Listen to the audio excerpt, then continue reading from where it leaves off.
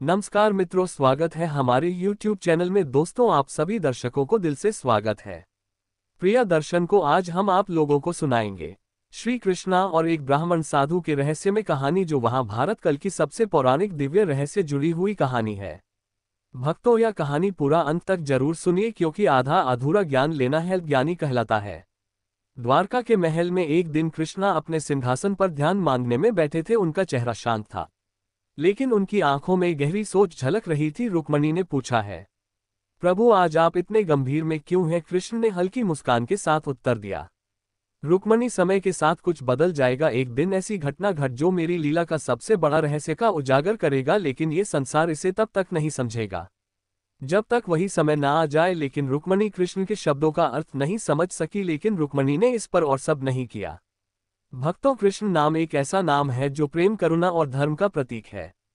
चाहे उनके बाल लीलाएं हो या महाभारत का ज्ञान, हर क्षण में रहस्य छुपा हुआ है। लेकिन उनके जीवन की एक घटना है जो आज तक अहंकारी है, या कहानी उनके रहस्य में घटना पर आधारित है, जो न केवल उनकी देवता को दर्शाती है बल्कि मानवता के प्रति उनके गहरे प्रेम को भी उजागर करता है। लेकिन कृष्ण जीवन कुछ ऐसे रहस्य था जो आज भी दुनिया के लिए अनसुलझे हैं। यह कहानी एक रहस्य में स्वाध्याय से लिया हुआ है, जिसमें ईश्वर का उद्देश्य, उनकी योजना और उनकी लीला के गहरे अर्थ दर्शाता है। एक समय की बात है, एक दिन द्वारका के कोने में अचानक एक साधु प्रकट हुआ। वह साधु किसी दिव्य प्रकाश से घिरा हुआ था, जिसके आने की सूचना स्वयं उसके महल के द्वारपालों ने कृष्ण को दी थी। बोले हैं, प्रभु, एक अद्भुत तेजस्वी व्यक्ति आपसे मिलने आए हैं। फिर कृष्ण बोले, द्वारपाल की बात सुनी और उसे आने का आदेश दिया। कृष्ण बोले, उन्हें तुरंत भीतर लो। फिर साधु ने महल में प्रवेश किया। उनका स्वर गंभीर था।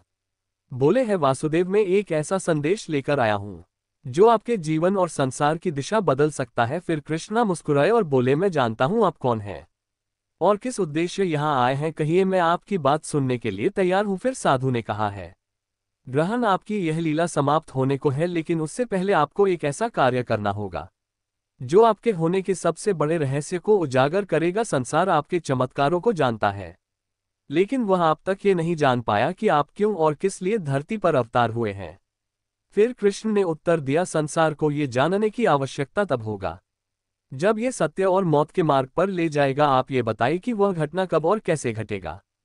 फिर आधुनिक कृष्ण को उत्तर दिया, आपका अंतिम समय में एक ऐसी आत्मा आएगी जो आपके साथ अपने पिछले जन्म का गहरा संबंध रखती है। वह आपका प्रश्न करेगी और तब आपको उसे अपने रहस्यमय अस्तित्व को उत्तर देना होगा। साधु की यह बातों को सुनकर कृष्णा गंभीर सोच में पड़ गए।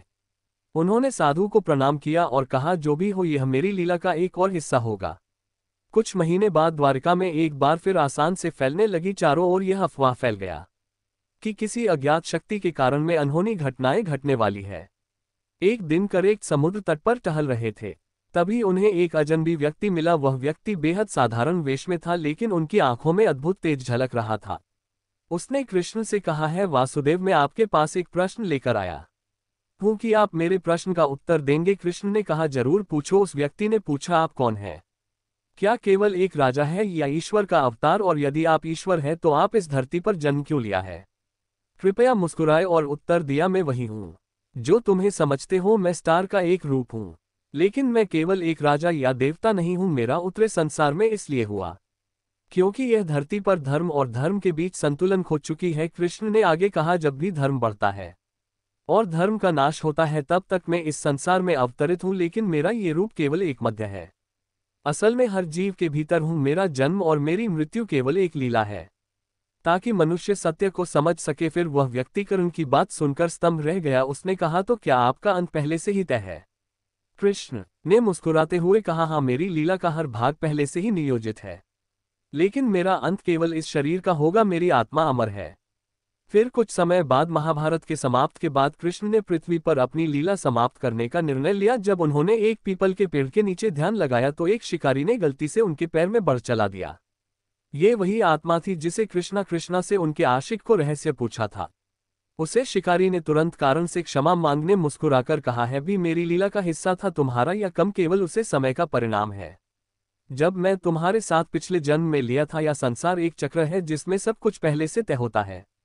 इस घटना के बाद कृष्ण ने अपना शरीर त्याग दिया, लेकिन उनका यह रहस्य कि वह हर आत्मा में समाहित है, उनके भक्तों के लिए एक मार्गदर्शक बन गया था। यह कथन केवल कृष्ण वालों की व्यक्ति के दर्शाती है बल्कि अभी सिखाती है कि उनका हर कार्य, हर घटना और हर चमत्कार मानवता के उत्थान के लिए। भक्तों का ये रहस्यमय कहानी हमें बताता है कि जीवन एक लीला है और इसे हर रूप में हमारे साथ है। धन्यवाद मित्रों, श्री कृष्ण की यह रहस्यमय कहानी अच्छा लगा है तो वीडियो को एक लाइक जरूर करें और मित्रों, हम आपके लिए हर रोज एक धार्मिक वीडियो लेकर आते रहेंगे। धन्यवाद दोस्तों।